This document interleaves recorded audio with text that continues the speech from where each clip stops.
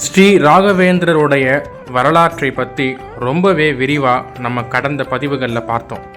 இந்த பதிவில் மந்த்ராலயத்தில் நாம் பார்க்க வேண்டிய முக்கியமான இடங்களை பற்றி பார்ப்போம்.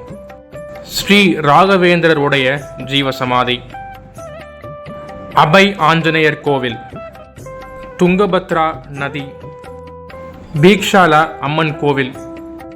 பீக்ஷாலாவில் ராகவேந்திரர் 13 வருடங்கள் தவம் செய்த இடம்.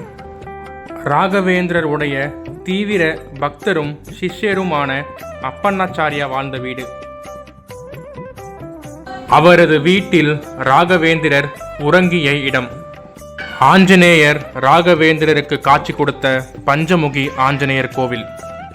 இயற்கையாக உருவம் கொண்ட பாறைகளின் அமைப்புகள்.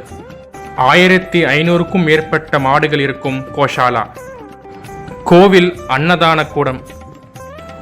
நம் தமிழ்நாட்டு உணவு வேண்டும் என்றால் மாமி மெஸ். வாய்ப்புகள் இருந்தால் இரவில் நடக்கும் ரத உற்சவத்தையும் மறக்காமல் பாருங்கள். இந்த அனைத்து இடங்களையும் பார்க்க ஒரு நாள் மட்டுமே நமக்கு போதும். நீங்களும் மந்த்ராலயத்திற்கு செல்லும் பொழுது இந்த அனைத்து இடங்களையும் மறக்காமல் பாருங்கள்.